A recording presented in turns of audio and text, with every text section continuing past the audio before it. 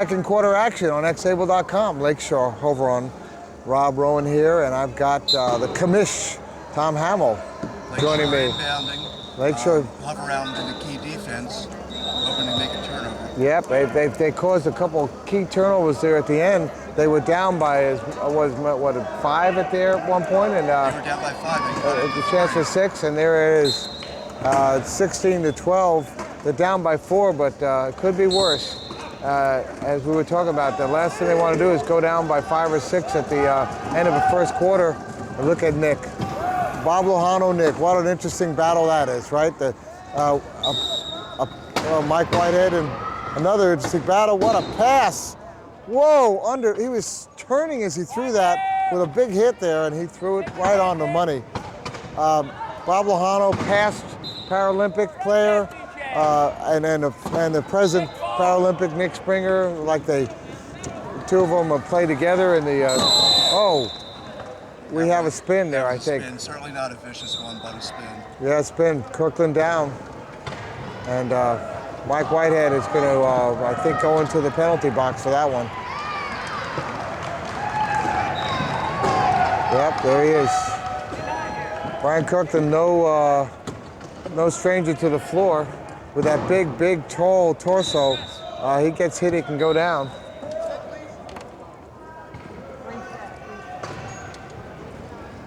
Okay, Bob Lojano pumping the ball in to Brian Kirkland. And they're going to take an easy score here to Joel Wimmuth, and there it is. Back up, 17-14. Some situations you might want to take as much time with the other team's best player off the court, but with the fact that Hover Rounds played the whole tournament with only 4 players, go ahead and score as quick as possible. Make them use it, make them play. Don't give them a rest. But you know what? But you want to know something? I haven't seen very many substitutions from Lakeshore, even when they were way ahead. Certainly not in their close games. Certainly not against Portland or Texas. But the game they had against Hover on, when they were way ahead, they didn't use any substitutions, which I was very surprised. So these guys have been playing just as tough and just as hard. And so I don't think you'll look at this pass to Joel and he's going to score, and we're back up to 18-14. I will say the way that the Lakeshore players work out, they're set for it. Well, let's see what happens here. Certainly there's some, you see Nick out there, and he's putting out a lot of energy. Mike Whitehead, he puts out a lot. I mean, Eddie Crouch almost had that ball. Low pointer almost stole it out of Mike's hand. You see the two of them talking there. Eddie would never talk. Eddie was not the guy to talk trash, but he would have a good laugh at having been able to steal that ball. Yeah. He's got nice long arms. Since low in his chair, he's got a lot of reach on the wheel. That's why he pushes so well. Yeah. Why he pushes so fast. Yeah, we gave him, for the Lakeshore game with Hover, we gave him the honors, and so he earned it. A lot of good, you see him out there using such a, astute judgment on how to block in and picking and all that. He's just tough. Look how they're locking in 2 of the players there. They're locking in the 2. And DJ is going to have to inbound here. With Joel doing the defense, I think this. Okay, look at this. I think this is a place to call a timeout. There's going to be a turnover. That will be a DJ, what a great play by DJ. Stayed with it, took the big hit. play by DJ. That, I have to say, was... He tossed it in, thinking that he wasn't going to get it. It kind of broke loose. He thought Joel had it. DJ stole it from him and took it all the way. That could have been a turnover, and back to 3, 19-16 with 6 minutes left. And there goes Brian Kirkland for an easy score. Wow. I'll tell you what, that has to be one of the exciting little plays there at about 5:40. That's one that people are going to want to separate out as a highlight film play. Yeah, we got it on there. We're going to make sure we do it. Oh, there we go, DJ again. He's carrying a lot of the load in this game. And there he is to score. he does a lot for this team, and he's kind of, oh, look at that beautiful bump pass. You can't let him out there alone. Like No. Mike's got to be all over him. Wow. It's just it make it too easy for him. They fight their way back, and then they give them the easy score. That's not going to work well.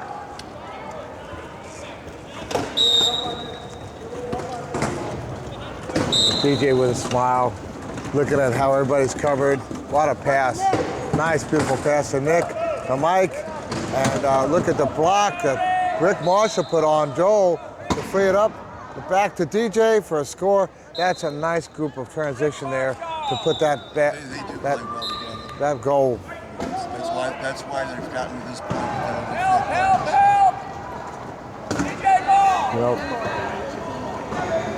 Well, while we're talking about it, Brian Kirkland was the best at the Heartland sectionals, and he was the best 2.0 at the Nationals last year, where Lakeshore was second, the second place team there, being beaten out by Denver.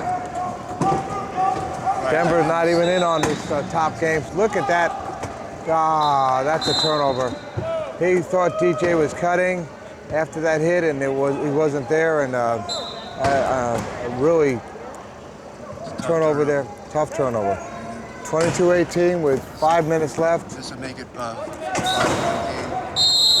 This is, oh, okay. That's a penalty goal. Equipment timeout. Yeah, Denver had a rough road this year because they didn't have. Yes, penalty goal. Yes, penalty goal. Denver had a rough road this year because 23-18. they didn't have their British import, Ross Morrison. He gave them a lot of size last year, a lot of extra experience.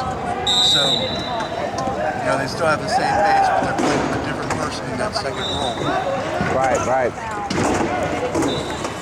Yeah, that British team is decided they wanted to keep all their players to get ready. Joe Soros, the coach. Some people say that it's better for them to be out here playing. They get some real good, challenge. They play in the Europe League. It's a whole different experience of playing at this level. That's certainly why Ross was here, Troy Collins, Alan Ash over the last couple of years. But this year, Joe decided that they were ready to just put it together and work together. So we'll see where they are. We'll see where they are. When it comes down to, they'll be at the Canada Cup. That'll be our first chance to watch them play really, because they broke them up into two teams at the Demolition Derby, and that'll be our chance to see them really playing. So what a big hit that was. Brian Kirkland, and look at Rick Marshall. Another big hit there. He's just around. He's going to have trouble getting it out of here. Can he do it? Oh, their ball was out there. Mike Whitehead pulls it up. Mike was so smart to come to him like that. Oh, the ball was big hit. Joe Wimmer steals it away. And with about 3 minutes and 30 seconds, we saw a steal by Joel. And we're at the, what a beautiful sequence that was. Tough defense that they played, and they're 25-19. We're up by 6. It all started with getting Nicky turned the wrong way, so that Mike had to come into the corner. I mean, Mike was look at that, Nick. Can he pull it up? A timeout. Right, good timeout there. Saves them a point. I mean, they're down on timeouts now. Yeah. I think that was their first timeout, right? Sarasota's first timeout? Good use of timeout. They've got 3 left. Lakeshore has 2 left. And so that's what they're for. They've got 3 minutes and 40 seconds left of the half. They've only used 1 timeout. Now, that's good management of timeouts. Good position to be in, and a good use of the timeout because they save the score. They still have the possession. Got a new 15 seconds to get across the center court line. Yep. You're on xable.com, and while you're here at Xable, make sure you place this as one of your favorites. Come back, and there's entertainment there. We cover all sorts of things for the disability community. You can find Justin Hines, Josh Blue. We really cover a lot of things. Travel. We try to be there. We cover the Abilities Expo. So make sure you stay connected to X-Able because you'll find a lot of great information. Lakeshore going into the key here is going to make it really Oh, tough God. to cover around. Because you got Brian in the center, it's really hard to score over him. Yep, Joel big in that hands. corner covers a lot of space. Hey, Eddie is just so solid in the other corner. Yep, and let's see what's going to happen. Mike Whitehead trying to open up a hole there. No. Mike's got to get in because DJ's going to have to pass the ball, and it's not going to be a ground. Here goes Mike. Is he going to pound his way in and block something? Daring them to pass it over to Kirkland. All right. Oh. What do we have here? Side, I think. Definitely goal. He'd have scored if he wasn't there. All right, so sure. Brian actually went out of bounds over the end line. The question is it a penalty goal or not? I guess they're not giving it to him. Nope, they're going to just. It was Joel went over. Yeah, they're not. They called it. They called that he wouldn't have scored. So we give him a new clock. And Nick Springer scores. So it's an easy score. Yeah, 25 to 20. Joel's back in. They got to watch out for the inbound right to Joel. 5-point game. Oh, look at Brian under a lot of pressure there. And again, it's to Joel. That height, he was able to get over to Joel. You see exactly what derailed, look at the speed of Joel. You see exactly what they did that Michigan didn't do. The high pass. You got a big guy like that, and Bob Crandall kept pointing that out. Michigan, they kept putting line drives to their big guy, and that's where Tampa disrupted them. And this time, there's a nice give and go there. Pass to Nick. Brian Kirkland coming, and Nick couldn't handle it. Brian Kirkland with a turnover, and then to Joel, and there we go for another score, and it's up by 7. Here we go. Again, exactly what we saw happen before. Lakeland pulls ahead, and unless we see Huff Brown do something, they're going to be down a lot at the half with 2 minutes and change left. Okay, now they've got to score. They can't turn away while Joel's down. They've got the man advantage. Yeah, Joel is down. Joel. And Nick makes a nice Yes, nicely done. You know, Joe, he doesn't go down as much as the people that he hits go down, but so it gives him a chance to have a little time on the floor, get to be friends with his back, and check out the lady. But he's smiling, he's laughing, he's got such a great attitude out there. You got to give him a credit. He loves the game. He brings such joy to the game. And look at this, low pointer trying to stop him. Rick Marshall missed him. That's the speed he brings. You see Joel stand up, it's like it's amazing. I mean, he doesn't have any feet, but even without feet, he's huge. Okay, look at that. I think Joe could have had his hands up. He might have had a hand on that one. Mike Whitehead pulled it up. It's a nice teardrop pass by DJ to get it in.